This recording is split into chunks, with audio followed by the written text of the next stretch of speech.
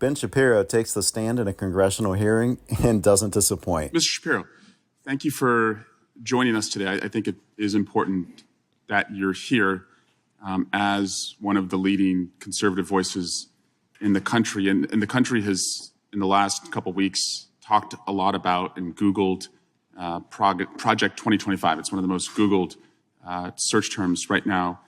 And you're not going to get any censorship from me. So I just wanted to know, from your perspective, I think it would help us understand, on just like a scale of 0 to 100%, how much do you support Project 2025?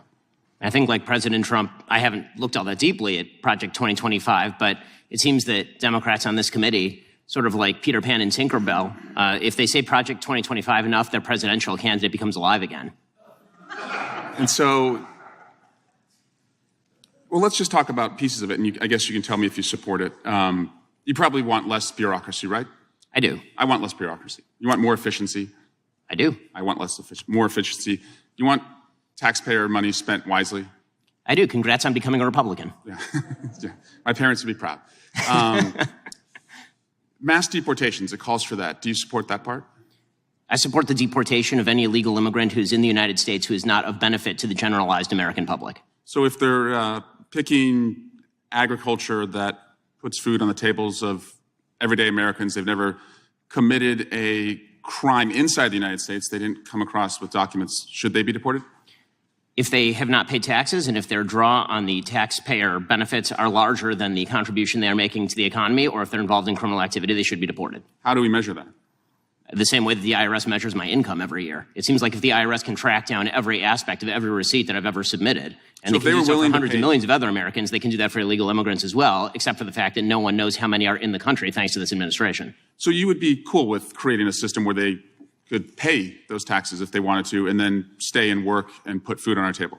It depends on how long it would take for them to pay the taxes, and they would also have to go presumably to the back of the line, although I'm not sure why I'm testifying about immigration policy at this point. How about banning the abortion pill? That's part of Project 2025. Do you support that part? I think that that's a state-by-state issue on a personal level. I'm just asking you. Sure. I'm a fully pro-life person, which means that I'm not in favor of the distribution of the abortion pill. Banning same-sex marriage. What about that part? I am in favor of traditional marriage between a man and a woman, and I'm perfectly fine with anyone having any sort of voluntary sexual arrangement they seek. That's a different thing from whether the government should attach benefits to that personal relationship. But you think it's a sin to have same-sex marriage? I mean, I'm confused. Are you asking me as a religious Jew what I think about biblically? I'm just asking, is it a sin to be gay? Is it a sin to be gay? I mean, how long do we have here? 2 minutes? I mean, if the basic idea is that sexual orientation is up for government regulation, I'm not in favor of the government regulating the private consenting sexual activity of adults. That is a different thing, once again, from whether the government ought to engage in actual benefits for particular sexual arrangements that adults make. But again, just you to me, is it a sin or not?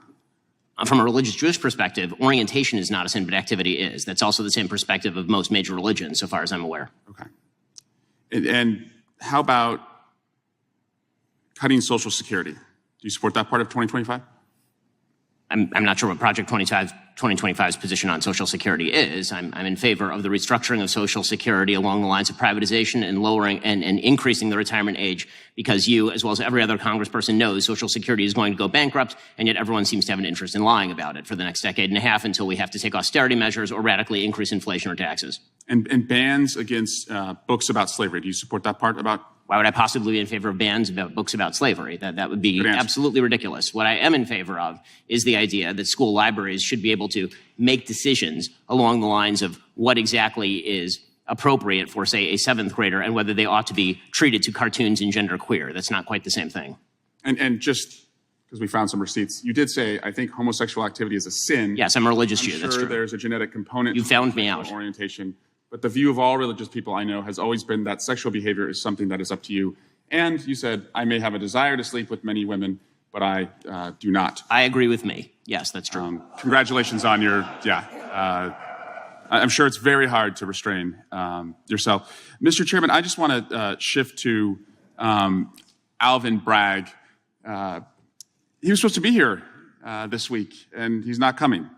And Hunter Biden was supposed to testify. Now he's not testifying. We were supposed to have votes on articles of impeachment, and we didn't. And again, we're just wondering, you guys write great press releases, but the payoff seems to never come. And so I guess we will keep waiting, and we'll do hearings like this. And finally, Chairman, you cannot yell fire in a crowded theater, and that's a restriction on speech, as you have recognized before. But you can yell theater in a crowded fire, and you all can continue to do that all you want, and we'll just waste the American people's time. The gentleman's time has expired, and I remind him of the first rule of holes. When you're in one, stop digging. Mr. Patel, are you part of an organization that uses market power for censorship? No, sir. And how much advertising capital do you deploy annually? How much marketing investment do we spend? Yeah. $850 million a year. And you said less than 1% of that in the news area, right? Yes, sir. And that's because, really, your brands don't want to be involved in these caustic news disputes or political disputes. They want to be apolitical in the presentation of their brand. Am I understanding that testimony correctly? So we serve 90% of American households with our portfolio. It's a fascinating answer, just not to my question. Is the reason you de-emphasize news because you want to be apolitical? We target our investment to address the consumers that buy our brands. Okay, are you doing so for political reasons or apolitical reasons? We don't do it for any political reason. Okay, so then why are the vice presidents of your company trying to shape the way Facebook limits view of a Trump advertisement? So I'm not sure what the intention of that communication was, but that's I do. It was to get the Trump ad taken down. It's pretty clear. You had two vice presidents, Rob Master and Luis DeComo, who were pressuring Facebook to utilize Facebook's policies to take down a Trump ad. So it's just hard to believe that your goal is to avoid politics when not some intern at your company, but the vice presidents at Unilever are writing Facebook saying, we want you to take this Trump ad down and apply these policies to do it. So I'm not sure what the intention of communication was, but I'll tell you what, I'll read you the communication. It's 2 words. It's your vice president to Garm when they were trying to get the Facebook ad taken out. It said, honestly reprehensible.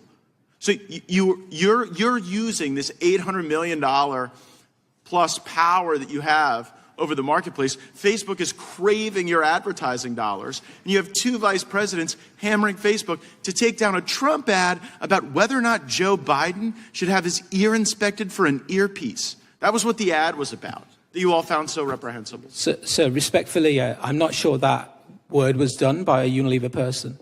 You're okay. So Mr. DeComo didn't work for Unilever? He sits on the. If I did my homework right, I think that came from the GARM, Rob.